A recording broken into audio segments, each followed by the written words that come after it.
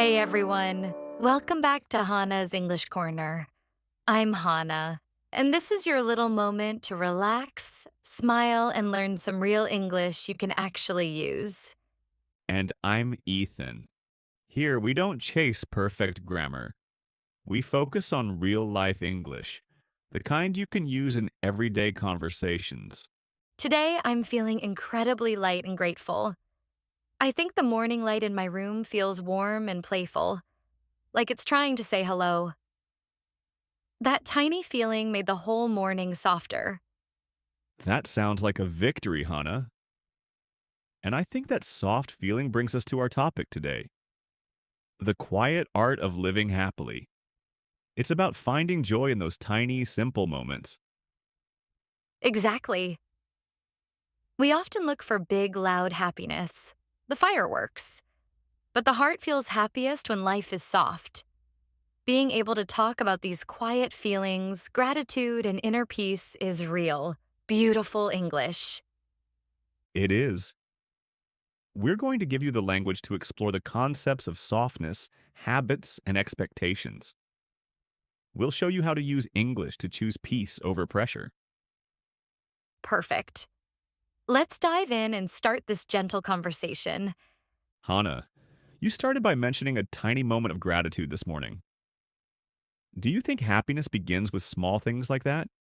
A warm cup? A soft light? I absolutely believe so. Happiness is usually quiet. It hides in simple moments we often walk past too quickly. We sometimes make happiness harder than it needs to be by expecting too much. I agree. Humans sometimes look for that big, loud happiness. But sometimes living happily isn't about changing everything, but noticing more.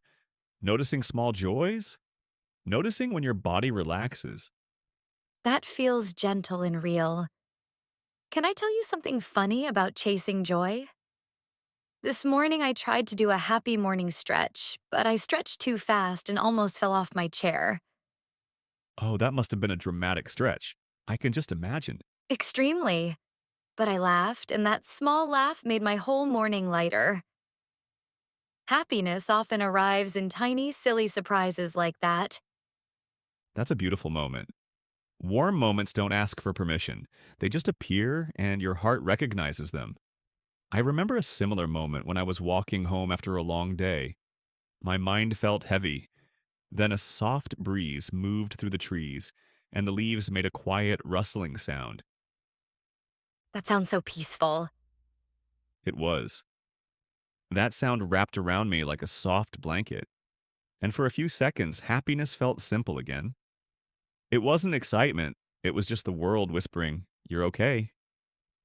That's lovely. Maybe happiness grows when you give it attention, just like a small plant on your windowsill. It doesn't need dramatic sunlight, just small, steady care. A great analogy. So, Hana, do you think happiness is something we can practice? Like a skill? I love that question. Yes, I think happiness grows through tiny daily habits, not giant life changes.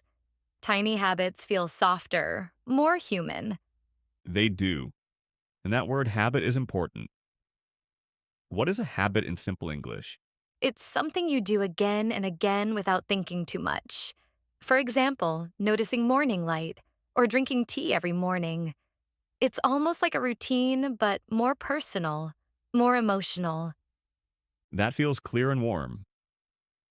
Now, let's introduce another important word gratitude. Does that connect to happiness? Absolutely. Gratitude means noticing something good and letting your heart feel thankful for it. For example, feeling grateful for a calm morning or a kind message. It's almost like opening a small window inside your heart. A window of thankfulness. Do you practice gratitude every day, Hana? I try to. My favorite habit is saying thank you inside my mind when something nice happens. It feels simple, but it changes my mood immediately. Those inner thank yous are powerful. They help your heart stay soft. I try to practice breathing slowly before I speak. I didn't expect that to be a happy habit, but it keeps my thoughts calm and my voice gentle. That's very insightful. So, tiny habits build happiness slowly. It's like adding small drops of joy into your day, and one day your heart feels full without knowing exactly when it happened. I want that. A secretly happy heart. Now let's talk about the opposite. Do you think expectations make happiness harder? Oh, yes. Expectations can feel heavy. They sit on your shoulders quietly, but you feel them all day. My expectations used to shout very loudly. I believe that. Tell me, what kind of expectations shout the loudest for you? Maybe the ones I put on myself, like be productive every day, stay positive, or don't mess up. They feel impossible sometimes, and they make me feel less happy. Those expectations sound exhausting because when you fail even a little, you feel like the whole day is broken. Can I ask you something? What happens when you try to let go of those expectations? I feel lighter, almost like my mind gets more space, like happiness has room to walk in. That's beautiful. Happiness needs space. When expectations take over, there's no soft place left to feel joy. Letting go is choosing peace over pressure. I used to have unrealistic expectations too. Last month, I told myself I would wake up early every single day. It lasted 2 days. On the third day, I whispered to myself, Hana, happiness does not come from alarms. I love that inner wisdom. Do your expectations feel the heaviest when you compare yourself to others? Yes, comparison is a quiet thief. It steals joy without making a sound. I can be happy 1 minute, and then someone else does something amazing, and suddenly my happiness feels smaller. That feeling is so common. To stop comparing, we must remind ourselves that everyone is living a different story, and a different story needs a different pace. That feels calming, like I don't have to hurry anymore. So, we don't need to lower expectations, but soften them. They can sit beside you, not on top of you. Exactly. If your expectations feel like a backpack full of bricks, then maybe it's time to remove one brick at a time. With each brick gone, happiness has more room to breathe. So, happiness isn't something big we chase. It's something that appears when we stop carrying too much. Yes, happiness often arrives when your heart finally feels light enough to notice it. Now, let's talk about softness. Can happiness still exist on hard days? Maybe in small pieces, but it feels harder to notice. And that's why softness helps. Softness is like a gentle cushion for the heart. Without it, everything feels sharper. What does softness look like for you, Hana? Softness looks like slowing down, talking gently to myself, not pushing too hard. It's playing with my hair like I'm in a shampoo commercial sometimes. What about you? For me, softness looks like giving myself permission to rest, even if I didn't finish everything. That sounds brave. Resting without guilt is a special kind of strength. Because sometimes it feels like laziness, right? No, laziness is avoidance. Soft rest is healing. That is a critical distinction to make. Many people respond to hard days by becoming strict and saying, try harder. That never works. What should we do instead? We can speak to ourselves the way we would speak to a friend, kindly, slowly, with warmth. That tenderness is the solution. I remember a day last month when everything felt heavy. I kept trying to work, but nothing flowed.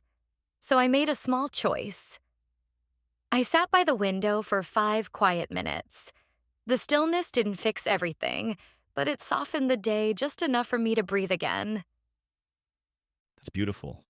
Just 5 minutes. Softness doesn't need much time, it needs attention.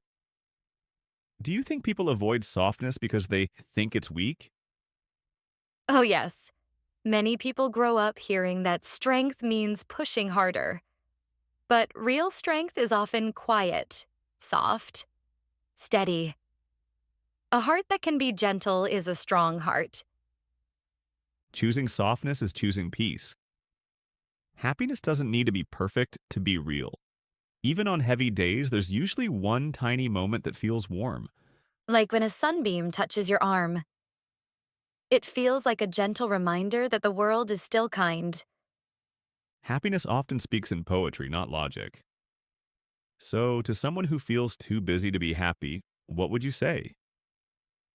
I would say happiness doesn't need your whole day. It only asks for one breath of attention, just one. Look at something beautiful. Feel one calm moment. That is already happiness. Noticing is the true beginning of joy, and we can train ourselves to notice more, not through pressure, but through softness, curiosity, and friendly whispers to the heart. We've talked about tiny habits, gratitude, and the great strength of choosing softness. Every moment you choose kindness for yourself is an opportunity to use your English. The goal is to use English to talk about your internal world.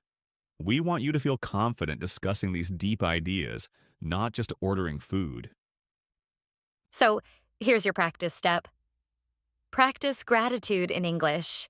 At the end of your day, write down just 3 small things you felt grateful for. Example, I am grateful for my warm tea.